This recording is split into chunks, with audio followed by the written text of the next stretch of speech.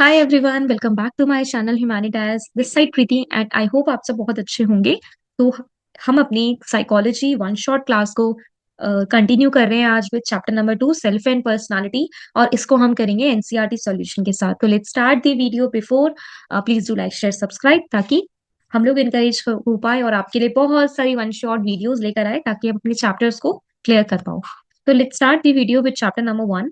Question number 1, what is self and how does the Indian notion of self differ from the Western notion? So this topic is related to culture and self. ठीक है, आपको ये topic मिल जाएगा chapter number 2 में। आप जाओगे NCERT book पे, culture and self. अब ये होता क्या है कल्चर एंड सेल्फ? जैसा आप समझते हो जो उसमें समझ में आ रहा है वो यही है कि भाई कल्चर जो है ना वो इन्फ्लुएंस करता है सेल्फ को। ठीक है, तो यहाँ पूछा है क्या होती है सेल्फ और इंडियन नोशन की सेल्फ वेस्टर्न नोशन से कैसे अलग होती है। जैसे इसका आंसर है यहाँ पे, सेल्फ इज एन ऑर्गेनाइज्ड और cognitive structure. It can be understood in terms of subject and object और आई और me. It refers to totality of one conscious thoughts feelings which pertain to one's own self. ठीक है, इसका मतलब क्या है पता है आपको? मैं यहाँ पे एक रफ पेज ले रही हूँ और फिर आपको डिस्कस करती हूँ इस आंसर। मैं आपको बहुत शॉर्ट में लिखकर बताऊंगी कि इस आंसर में आना क्या है। ठीक है, ये है आपका टॉपिक कल्चर एंड सेल्फ। ठीक है, अब कल्चर और सेल्फ को समझने के लिए आपको पहले इस कल्चर वर्ड पे जाना पड़ेगा। So what do you mean by culture? So basically culture हमारा एक कस्टम होता है या फिर हम कह सकते हैं हमारा एक इन्वायरमेंट होता है जिसमें हम ब्रॉटअप होते हैं, जिसमें हम लोग ब्रॉटअप होते हैं, जिसमें हमारी नर्चरिंग करवाई जाती है, जिसमें हम वहाँ पे इन्फ्लुएंस हो जाते हैं। सो वो हमारा कल्चर होता है। एंड सेल्फ क्या होता है? एक ऑर्गेनाइज स्ट्रक्चर होता है। कौन सा? कॉग्निटिव। ठीक है, और अगर हम बात करें तो सेल्फ क्या है? मैं अपने बारे में अवेयर कब हूँ? जब मैं अवेयर हूँ अपने बारे में, मैं कैसे जान पाऊंगी? मैं जब भी अवेयर होंगी तो वो मेरी सेल्फ बताएगी मेरे को, है ना। तो ये मेरा कॉन्शियस थॉट, मेरी कॉन्शियस अवेयरनेस, मेरा कॉन्शियस फीलिंग्स होती है सेल्फ। ठीक है, कल्चर और सेल्फ का रिलेशन किस तरीके से है? देखो, कल्चर दो तरीके की यहाँ पे बताया गया है। एक आता है इंडियन कल्चर, एक आता है वेस्टर्न कल्चर। सो आई इंडिकेट कर रहा है इंडियन को और डब्ल्यू इंडिकेट कर रहा है आपके वेस्टर्न कल्चर को। ठीक है, सो इंडियन कल्चर है हमारे यहाँ पर। हम लोग जैसे इंडिया में रहते हैं, सो हम लोगों का जो कल्चर है वो काफी होलिस्टिक सा है। ठीक है, यहाँ पर एमलेस्ड फैमिलीज आपको दिखाई देगी। ठीक है, इवन यहाँ की जो सोसाइटी है वो थोड़ी कलेक्टिविस्टिक होगी। ठीक है, तो और वेस्टर्न का नेचर आप समझते हो, वेस्टर्न का नेचर काफी इंडिविजुअलिस्टिक रहता है। वहां पर एक दूसरे में ओवर इन्वॉल्वमेंट नहीं दिखती है जितनी हमें इंडियन नोशन में दिखाई देती है। सो इसी के चलते हमारा सेल्फ इंडियन और वेस्टर्न से डिफ्रेंशिएट करता है। ठीक है, सो मैं पहले आपको बताऊंगी इंडियन नोशन को की सेल्फ को, कि इंडियन नोशन किस तरीके से सेल्फ को रिकॉग्नाइज करता है। एंड सेकेंड मैं आपको आंसर दूंगी वेस्टर्न नोशन का। सो चलो स्टार्ट करते हैं with Indian notion. Indian notion की अगर हम बात करते हैं, सो इंडियन नोशन हमेशा कल्चर को कैसे बताती है? शिफ्टिंग बाउंड्री में बताती है। शिफ्टिंग बाउंड्री का मतलब आप समझते हो कि यहाँ ग्रुप और आपकी पर्सनल सेल्फ और आपकी ग्रुप सेल्फ एक दूसरे से क्या होती है? शिफ्ट करती रहती है। ठीक है, और वेस्टर्न नोशन हमेशा कैसे? रिजिड, रिजिड या फिक्स्ड बाउंड्रीज को शो करती है। ठीक है, नेक्स्ट अगर हम बात करते हैं, सो इंडियन नोशन में जो सोसाइटी का नेचर होता है वो कलेक्टिविस्टिक होता है। ठीक है, और यहाँ इंडिविजुअलिस्टिक सोसाइटी का कल्चर रहता है। ऑल राइट, एक और अगर डिफरेंस देखें तो ये डाइकोटॉमीज का डिफरेंस है। डाइकोटॉमीज होती है अपोजिंग फोर्सेस, तो इंडियन में तो कोई डाइकोटॉमीज नहीं है, अपोजिंग फोर्सेस नहीं है, तो यहाँ होल्ड होल्ड नहीं करती डाइकोटॉमीज।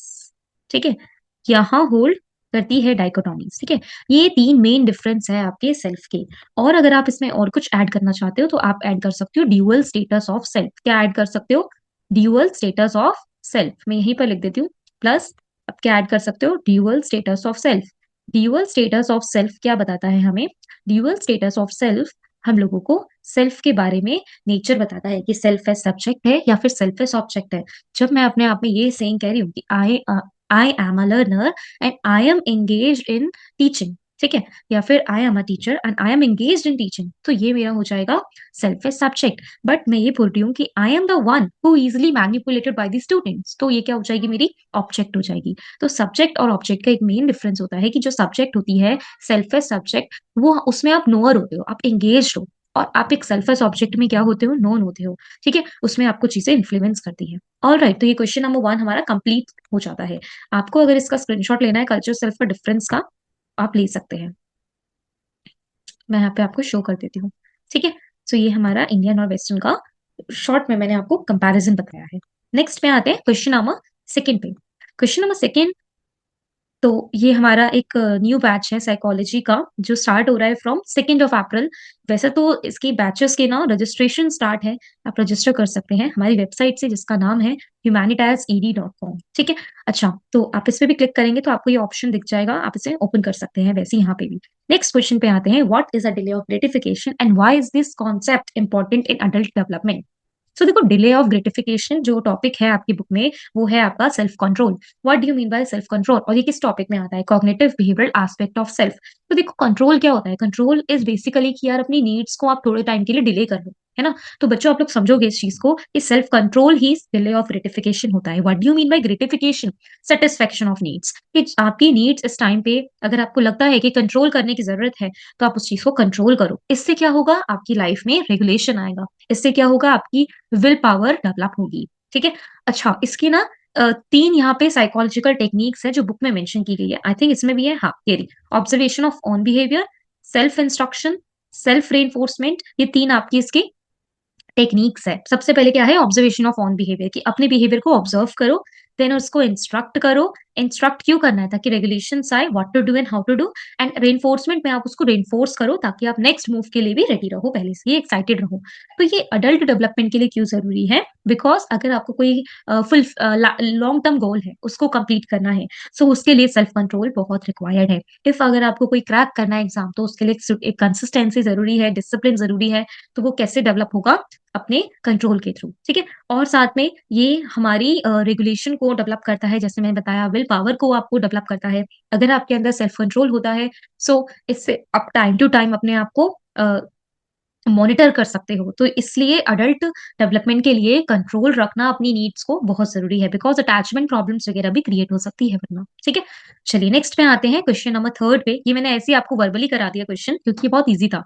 नेक्स्ट क्वेश्चन पे आते हैं, question number 3, what is personality, what are the major approaches to the study of personality. तो मैं ये आपको एक यहाँ पे कराना चाहती हूँ रफ पेज पे, जिससे कि आपको पता चले। ऑल राइट, तो क्वेश्चन नंबर 3 मैं यहाँ पे आपको करा रही हूँ, जो क्वेश्चन क्या है, पर्सनैलिटी से रिलेटेड है और उसके मेजर अप्रोचेस से रिलेटेड है। तो मैं आपको बहुत शॉर्ट में यहाँ पे बताऊंगी। पर्सनालिटी एक वर्ड है, पर्सोना, उससे डिराइव हुआ है। ये पर्सोना लेटिन वर्ड है, लेटिन वर्ड है पर्सोना। पर्सोना बेसिकली एक ऐसा हम कह सकते हैं, जो रोमन थिएटर्स में जो जितने भी एक्टर्स होते थे, वो ऐसा मास्क यूज करते थे अपनी पर्सनालिटी को चेंज करने के लिए। हम कहते हैं ना, जैसे आपने देखा होगा टीवी पे जितने भी एक्टर होते हैं, एक्ट्रेस होती है, वो क्या करते हैं, वो लोग मेकअप करके उस वाले गेटअप गेटअप में आ जाते हैं, और उस गेटअप से वो क्या करते हैं, उसको उस रोल को परफॉर्म करते हैं। तो वो जो रोल परफॉर्म करते हैं, हम उन्हीं से उनको रिप्रेजेंट करते हैं। ठीक है, वैसे ही पर्सोना एक ऐसा वर्ड है जिसके थ्रू हम किसी की पर्सनालिटी को डिस्क्राइब करते थे। पर्सनालिटी आपकी 2 टाइप्स में रिफ्लेक्ट होती है, इंटरनल और एक्सटर्नल। जो एक्सटर्नली होती है उसी को ही पर्सोना कहते हैं। ठीक है, एक्सटर्नल अपीयरेंस को पर्सोना कहते हैं, और इंटरनल अपीयरेंस को, इंटरनल कैसे रिफ्लेक्ट होगी, साइकोलॉजिकली, आपके इंटरेस्ट, आपकी थिंकिंग, आपकी करेक्टरिस्टिक्स, आपकी क्वालिटीज, ऐसे। ठीक है, एक्सटर्नली मतलब बाहर से, बाहर बाहर से, एंड इंटरनली मतलब साइकोलॉजिकली। इसके फीचर्स भी आप इसमें ऐड कर सकते हैं। फीचर्स क्या क्या थे, साइकोलॉजिकली एंड फिजिकली रिफ्लेक्ट होती है। ठीक है, स्टेबिलिटी होती है, और क्या होता है, टाइम के साथ चेंज भी हो जाती है, कभी कभी डायनामिक भी होती है, इन टर्म्स ऑफ बिहेवियर एक्सप्रेस होती है। ऑल राइट, चलिए नेक्स्ट पे आते हैं, इसके अप्रोचेस पे। अप्रोचेस की अगर हम बात करें, तो आपको यहाँ पे कुछ अप्रोचेस मिलेगी। वो कौन कौन सी है, एक तो मिलेगा आपको टाइप अप्रोच, एक इसके अंदर ट्रेट अप्रोच, टाइप, ट्रेट और सिचुएशनिज्म। ठीक है, सिचुएशनिज्म, और इसके अंदर आपको मिलेगा साइकोडायनेमिक, बिहेवियरल, ह्यूमरिस्टिक और कल्चरल। ठीक है, ये सारी आपको सिर्फ शॉर्ट में एक्सप्लेन करनी है यहाँ पे, तो मैं यहीं से करा देती हूँ आपको ये चीज। जैसे यहाँ लिखा है डायनेमिक अप्रोचेस, डायनेमिक अप्रोचेस जिसमें आप इंटरेक्शन करते हो अपने मोटिव्स, अपने प्रोसेस के साथ। टाइप एंड ट्रेट आपकी फिजिकल कैरेक्टरिस्टिक्स को शो करती है। ह्यूमनिस्टिक आपकी इंडिविजुअल सब्जेक्टिव व्यू को दिखाती है। लर्निंग बिहेवियरल अप्रोच आपकी हैबिट्स और आपकी लर्निंग प्रोसेस को दिखाती है। ठीक है, फिर आते हैं क्वेश्चन नंबर 4 पे, जो क्वेश्चन है, what is a trait approach to personality, और ये कैसे डिफरेंट है टाइप अप्रोच से। बहुत बार क्वेश्चन है पूछा गया है ऐसा, जनरली आपसे ये पूछा जाता है कि कोई भी ट्रेट अप्रोच समझा दो 4-5 या फिर ऐसे 6 मार्कर्स में आपको दिखेगा। तो इसमें आ जाते हैं what is the trait approach to personality और ये कैसे डिफरेंट है हमारी टाइप अप्रोच से। सो ट्रेट अप्रोच क्या होती है? देखो ट्रेट अप्रोच बेसिकली पहले टाइप की बात करते हैं। देखो टाइप अप्रोच जो होती है, type approaches believe that personality can be classified into broad categories. इसमें जो कैटेगरीज होती है वो डिफरेंट डिफरेंट होती है। वेरएस जो ट्रेट्स होते हैं वो स्टेबल होते हैं। ठीक है, टाइप अप्रोच क्या होते हैं? ब्रॉड कैटेगरीज में डिस्टिंग्विश होते हैं। ट्रेट्स जो होते हैं वो स्टेबल, परसिस्टेंट और किसी की करेक्टरिस्टिक्स पैटर्न्स ऑफ बिहेवियर को शो करते हैं, जो उसे बहुत डिफरेंट बनाता है। सेकंड, ट्रेट्स जो होते हैं वो ओवरलैपिंग होते हैं। ओवरलैपिंग का मतलब होता है वो ना अब्सेंस और प्रेजेंस में शो होते हैं, तो वो कहीं ना कहीं ओवरलैप कर जाते हैं। ठीक है, और जो ट्रेट्स होते हैं वो आपकी साइकोलॉजिकल करेक्टरिस्टिक्स को शो करते हैं। बट अगर बात करते हैं टाइप की, तो मैंने आपको बताया ये आपके ब्रॉड कैटेगरीज होती है और ये ओवरलैप नहीं करती है बिकॉज ये अलग अलग टाइप्स में एग्जिस्ट करती है। ठीक है, फिर आते हैं, ये भी मैंने वर्बली करा दिया, बहुत इजी क्वेश्चन था। Next question number 5। ये देखो आपको ऑलमोस्ट चैप्टर ही हमारा यहाँ पे कंप्लीट होता है, मतलब complete in the sense cover हो रहा है। ठीक है, अब यहाँ पे नेक्स्ट क्वेश्चन पे आ रहे हैं कि फ्रॉइड ने एक्सप्लेन कैसे किया स्ट्रक्चर ऑफ पर्सनालिटी। अब इस क्वेश्चन को मैं आपको यहाँ पे रफ पेज पे करा देती हूँ। बहुत ही इजी क्वेश्चन है और बहुत एक अच्छे से मैं आपको एग्जाम्पल के साथ समझाऊंगी। आप बने रहना और वीडियो को देखना लास्ट।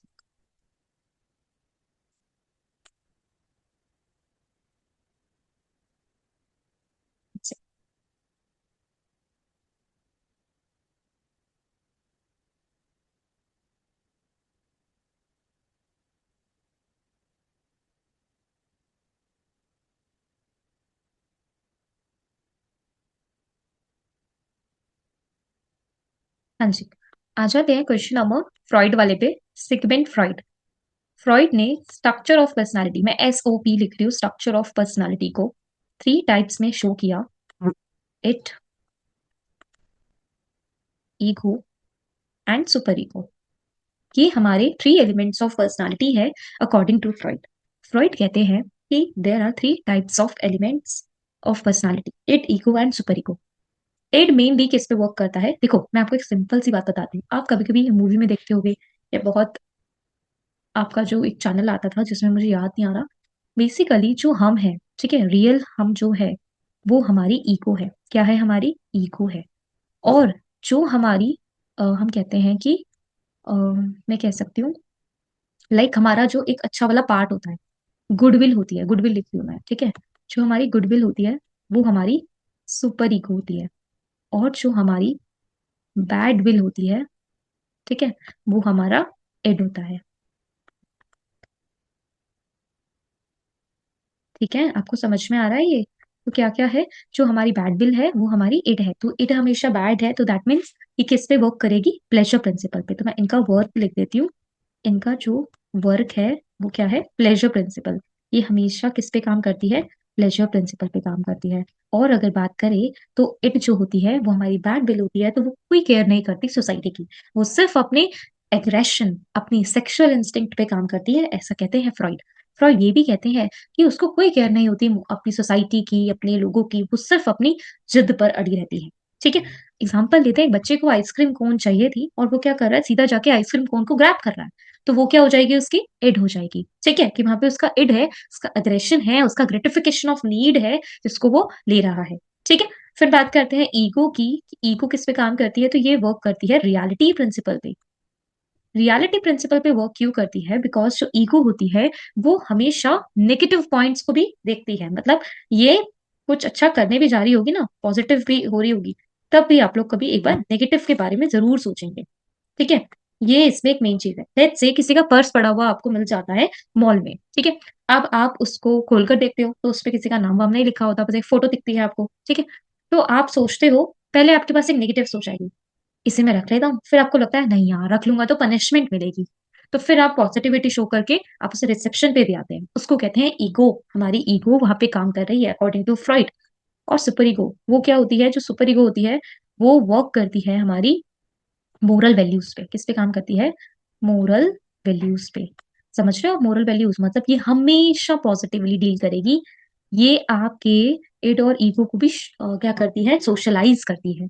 तो ये आपका सुपर ईगो होता है। आई होप ये क्लियर हो गया होगा, structure of personality, id ego and super ego. ठीक है, लेट्स से सुपर ईगो का एक एग्जांपल रह गया था कि इफ अगर किसी बच्चे को आइसक्रीम कोन चाहिए, देन ही और she asked to her her mother कि मम्मा मैं इसको बाय कर लूं या फिर मैं इसको ले लूं, तो अगर वो यस कहेगी तभी आप उसको लोगे। इसमें ना एक इंस्टिंक्ट ही आपका जो एक्सप्रेशन होगा वो मोरली होगा। ठीक है, आप एथिकली काम करोगे। तो ये है आपका फ्रॉइड का इड ईगो और सुपर ईगो। आई होप ये क्लियर हो गया होगा। मैंने बहुत थोड़ी सी राइटिंग मैसी आ रही है, बट आई होप ये क्लियर हो गया होगा। ठीक है, इस पर आ जाते हैं। अब इसमें आप एक काम करना, मैं इसका लिंक आपको, इस ब्लॉग का लिंक आपको शेयर कर दूंगी डिस्क्रिप्शन पे। आप जाके क्लिक करके इस ब्लॉग को रीड कर लेना। ठीक है, मैं अभी ऐसे ही समझा रही हूँ आपको रफली। नेक्स्ट में आते हैं। ओके, नेक्स्ट में आते हैं, हाउ वुड हॉर्न आई, इसकी प्रोनाउंसिएशन क्या है? हॉर्न प्लस आई, ई वाई ई। ठीक है, तो उसको बोला जाता है इस तरीके से, horn I. Horn I explanation of depression be different from Alfred Adler. तो मैं दोनों का पॉइंट ऑफ व्यू बताती हूँ और डिफरेंस भी।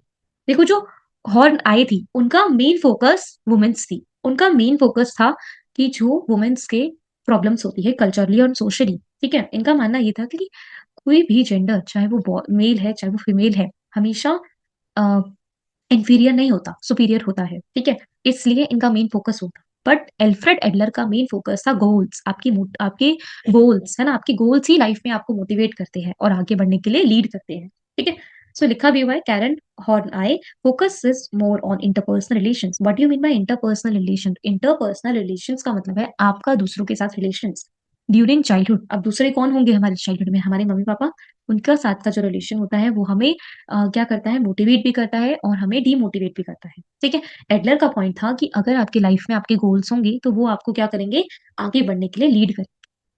ठीक है, फिर आते हैं और आई के पॉइंट ऑफ व्यू से, तो उन्होंने एट्रीब्यूट किया कॉज ऑफ डिप्रेशन को। इनका कहना ये था कि जो भी एक इंसान के चाइल्डहुड में ऐसे फियर्स बन जाते हैं अपने पेरेंट्स के टुवर्ड्स या फिर कुछ, तो वो बेसिक हॉस्टैलिटी या एंजाइटी लीड करती है डिप्रेशन की तरफ। और यही डीप एंजाइटी किसका रिजल्ट है? बिहेवियर का, जो एक चाइल्ड को रिवॉर्ड करता है। ठीक है, अगर वो इरेटिक होता है, इंडिफरेंट होता है, डिस्करेजिंग होता है, आइसोलेशन होता है, तो वो डिप्रेशन को लीड करता है।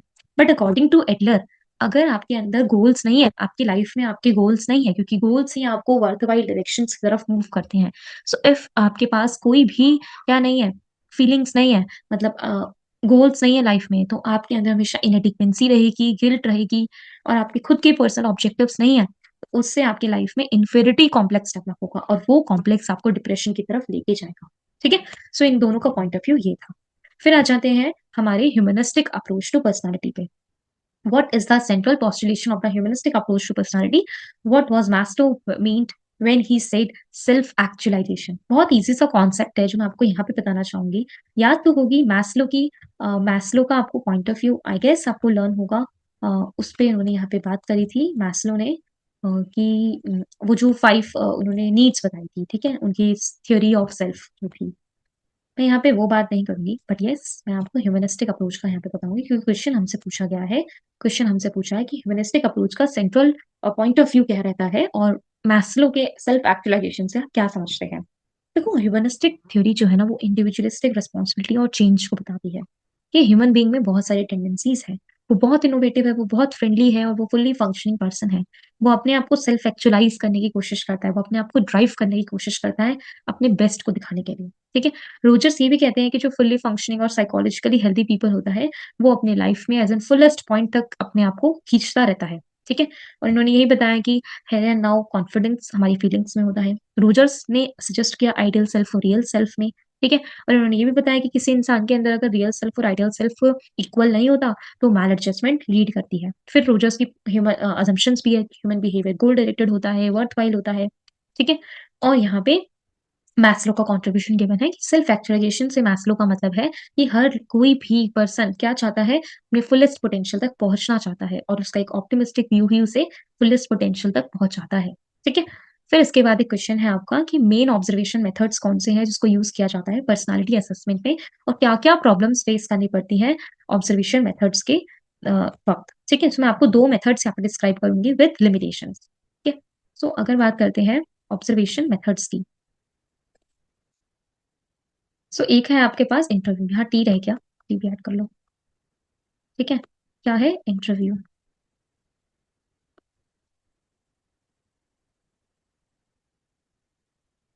देखो इंटरव्यू दो तरीके के होते हैं, स्ट्रक्चर्ड और अनस्ट्रक्चर्ड। इंटरव्यू होता क्या है, 1-to-1 बेसिस पर या ग्रुप टू वन बेसिस पर इंटरव्यू सीख किया जाता है।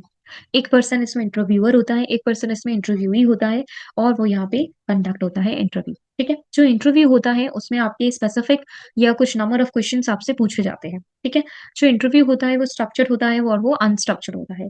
जो स्ट्रक्चर्ड इंटरव्यू होता है वो बिल्कुल फॉर्मलाइज्ड होता है, दैट मीन्स वो पहले से ऑर्गेनाइज्ड होगा, स्टैंडर्डाइज्ड होगा, उसमें आपके आपसे एक सेट ऑफ क्वेश्चंस पूछे जाएंगे एक सीक्वेंस में। और जो अनस्ट्रक्चर्ड होता है वो बिल्कुल ही अनस्ट्रक्चर्ड होता है, मतलब वो अनऑर्गेनाइज्ड है, अनस्टैंडर्डाइज्ड है, उसमें रैंडम क्वेश्चन आपसे पूछे जाते हैं और वो क्वेश्चन सारे के सारे ओपन एंडेड होते हैं। बात करते हैं, इसमें एक है अच्छा इसमें ऑब्जर्वेशन मेथड पूछा था ना आपसे, चलो ठीक है कोई बात नहीं, आपने बिहेवियरल एनालिसिस का मैंने एक टॉपिक यहाँ पे आपको एक्स्ट्रा करवा दिया इंटरव्यू से रिलेटेड। ऑब्जर्वेशन मेथड्स में आपको क्या बताना है कि ये बहुत ही सोफिस्टिकेटेड स्किल्स होती है। What do you mean by observation, किसी को भी रिकॉर्ड करना उसके नेचुरल फिनोमिना को, that is called observation. Observation की प्रॉब्लम्स क्या क्या होती है, ऑब्जर्वेशन की प्रॉब्लम यही होती है कि एक तो थोड़ा सा टाइम कंज्यूमिंग मेथड है, ठीक है, एक्सपेंसिव भी है। सेकेंड थिंग मेच्योरिटी, मेच्योरिटी का मतलब यहाँ पे आ जाता है कि एक क्लाइंट, एक पेशेंट की, या फिर हम कह सकते हैं जो भी एक ऑब्जर्वी है उसकी, ऑब्जर्वर का थोड़ा सा मेच्योर होना बहुत जरूरी है। मतलब थोड़ा सा उसका हम कह सकते हैं मेच्योर का मीन्स यहाँ पे है कि थोड़ा सा उसके पास एक्सपीरियंस होना चाहिए। अगर उसके पास एक्सपीरियंस होगा तभी वो कुछ कर पाएगा, अच्छे से वैलिड डाटा को एक्यूरेसी से कलेक्ट कर पाएगा। नेक्स्ट वन है उसकी जो ऑब्जर्वेशन मेथड होता है वो कहीं ना कहीं आपके हम कह सकते हैं कि वो थोड़ा सा ना बायस्ड रिजल्ट देता है, तो वो बायस्ड होता है। ठीक है, तो ये आपका कंप्लीट हो गया। नेक्स्ट क्वेश्चन पे आते हैं, What is meant by structured personality test? What are the two most widely used structured personality test? अच्छा इसमें ना यहाँ पे आपको पर्सनालिटी टेस्ट पूछा है, वो भी स्ट्रक्चर्ड, दैट मीन्स ये किसकी बात कर रहे हैं, सेल्फ रिपोर्ट मेजर्स की। स्ट्रक्चर्ड या डायरेक्ट आपसे बोला जाए तो वहां पे आपको सेल्फ रिपोर्ट मेजर्स लिखना है। अगर आपसे बोला जाए अनस्ट्रक्चर्ड या बोला जाए आपसे इनडायरेक्ट तो आपको वहां पे प्रोजेक्टिव टेक्निक्स को मेंशन करना है। देखो स्ट्रक्चर्ड पर्सनालिटी या बात करते हैं सेल्फ रिपोर्ट मेजर्स या डायरेक्ट पर्सनालिटी टेस्ट जो होते हैं वो डायरेक्ट होते हैं, बिल्कुल स्ट्रक्चर्ड होते हैं। इनको सेल्फ रिपोर्ट भी बोला जाता है क्योंकि आप उसको सेल्फ खुद से रिपोर्ट करते हो। ठीक है, सेल्फ रिपोर्ट मेथड्स जो होते हैं इन्वेंटरीज और क्वेश्चनर्स वगैरह यूज किया जाता है। ठीक है, और अगर हम बात करते हैं तो इसमें कौन कौन से टेस्ट है, आइजिंग पर्सनालिटी क्वेश्चन, एमएमपीआई हो जाएगा, कोई भी आप 16 PF भी लिख सकते हैं उसमें। ठीक है, मैं आपको इसमें एमएमपीआई बताता हूँ। एमएमपीआई की फुल फॉर्म है मिनियोस्टा मल्टीफेसिक पर्सनालिटी इन्वेंटरी। इस टेस्ट को डेवलप किया था हाथावे और एमसी किनले ने। ठीक है, साथ में अगर बात करें तो ये मेनली किसको डिटेक्ट करता है, साइकोपैथोलॉजी को डिटेक्ट करता है। इसमें 10 सब स्केल्स होती है, इसमें सारी स्टेटमेंट्स को ट्रू और फॉल्स में रिकॉग्नाइज किया जाता है। इसका करंट वर्जन एमएमपीआई 2 है। इसमें दो स्टेप्स होते हैं, सबसे पहले आपको एडमिनिस्टर किया जाता है and second one is inquiry. ठीक है, और इसका जो करंट इंडियन वर्जन है वो आपका JMPI है, जोधपुर मल्टीफेसिक पर्सनालिटी इन्वेंटरी, जो मलिक और जोशी ने डेवलप किया है। आइजन की बात करें तो आइजन HJ आइजन ने डेवलप किया है। तो बेसिक डायमेंशन है, इंट्रोवर्ट, एक्सट्रोवर्ट, स्टेबिलिटी, अनस्टेबिलिटी, ये वाला, और ये आपके 32 करेक्टरिस्टिक्स को मेजर करता है। फिर बात करते हैं 16 PF, ये तो एक्स्ट्रा में है, केटन ने बताया था, नंबर ऑफ पर्सनालिटी डिस्क्रिप्शन को एनालाइज करने के लिए ऑल्टरनेटिव्स प्रेजेंट होते हैं, और इस टेस्ट को इंडियन वर्जन में हाई स्कूल स्टूडेंट के साथ यूज किया जाता है। प्रॉब्लम जो फेस करी जाती है सेल्फ रिपोर्ट में वो वही है, एक तो होता है सोशल डिजायरेबिलिटी, कि आप सारे आइटम्स को सोशली डिजायरेबल मैनर में एंट्रोज करते हो। एंड एक्वेंसेंस का मतलब होता है कि आप एग्री करते हो आइटम्स या क्वेश्चंस के साथ, चाहे वो आपके कंटेंट से हटके ही क्यों ना हो। ठीक है, फिर आते हैं common features of projective techniques, और describe any one projective technique. मैं एक प्रोजेक्टिव टेक्निक आपको बताती हूँ, और प्रोजेक्टिव टेक्निक होता क्या है, यहाँ तो आपके सारे एक्सप्लेन किया गया है, पर मैं आपको कोई एक बताती हूँ, ठीक है, अच्छे से। देखो मैं आपको बात करती हूँ प्रोजेक्टिव टेक्निक्स की। जो प्रोजेक्टिव टेक्निक्स होती है इसको इंडायरेक्ट बोला जाता है। कोई आपसे पूछे क्यों बोला जाता है इनको इंडायरेक्ट, इसलिए बोला जाता है क्योंकि ये कहीं ना कहीं आपकी अनकॉन्शियस पार्ट को रिवील करती है। ठीक है, इसको इनडायरेक्ट मेथड इसलिए बोला जाता है क्योंकि ये आपके अनकॉन्शियस पार्ट में जितने इमोशन कॉम्प्लेक्सेस हैं, मोटिवेशंस है, आपकी डिजायर्स है, आपकी नीड्स है, उसको रिवील करने में आपको हेल्प करती है। That's why projective techniques are called indirect method of assessment of person. ठीक है, इसमें अगर हम बात करते हैं तो इसमें आपका प्रोजेक्टिव टेक्निक्स में अनकॉन्शियस मोटिव्स और फीलिंग्स को डिस्क्राइब किया जाता है। ये अनस्ट्रक्चर्ड और पुअरली डिफाइंड होती है, और ये किसके ऊपर बेस्ड होती है, असम्पशंस पर बेस्ड होती है। ठीक है, सेकंड की इसमें जो हर एक रिस्पॉन्स होता है वो ट्रू और significant aspect of personality describe करता है। स्कोरिंग और इंटरप्रिटेशन प्रोजेक्टिव असेसमेंट लेंथी और सब्जेक्टिव होती है। ठीक है, प्रोजेक्टिव टेक्निक्स मैंने आपको बताया इसमें जो स्कोरिंग होती है वो बहुत लेंथी होती है, बहुत टाइम कंज्यूमिंग होती है। रोशाक इंक ब्लॉक टेस्ट, इसमें आ जाता है आपके पास 10 इग्नोर। आई गेस मैंने ना एमएमपीआई में आपको 2 स्टेजेस बताई, एमएमपीआई की नहीं है वो, आई एम सो सॉरी, वो रोशाक की है। एक्चुअली क्या हुआ, मैं जल्दी में बोलती गई तो वो निकल गया था, वैसे वो रोशाक की है। रोशाक में आपको यहाँ पे परफॉर्मेंस प्रॉपर इंक्वायरी 2 स्टेज मिलेगी, 10 इंग्लॉट्स है, 5 ब्लैक एंड व्हाइट है, 2 रेड इंक वाले हैं, और उसमें 5 फाइन जजमेंट की बहुत जरूरत होती है। ठीक है, ये आपके स्टेप्स में। फिर आ जाते हैं अरिहंत का। भाई wants to become a singer and who he belongs to a family of doctors, so his family members claim to love him, strongly disapprove। तो कार्ल रोजर्स क्या कहना चाहते हैं, कार्ल रोजर्स ने बताया क्योंकि उसकी फैमिली से उसको अनकंडीशनल पॉजिटिव रिगार्ड नहीं मिल रहा था, दैट्स वाई उसने अपना सेल्फ कॉन्सेप्ट और सेल्फ वर्थ इसकी बहुत लो थी, जिसकी वजह से उनकी लाइफ में वो किसी भी चीज को एक्वायर नहीं कर पाए थे। ठीक है, इसको आप रीड करना, आपको समझ में आएगा। Thank you so much guys इस वीडियो पे अटेंशन डालने के लिए। और ये हमारा एक न्यू बैच है, आप इस पे क्लिक करोगे सो ये सी मोर डिटेल्स में जाके आपको यहाँ शो करेगा, एंड यहाँ पे आप इसको बाय कर सकते हैं। ठीक है, सो आई होप ये वीडियो आपको पसंद आई होगी। पसंद आई है तो please do like and share subscribe, और साथ में मिलते हैं आपको नेक्स्ट वीडियो के साथ।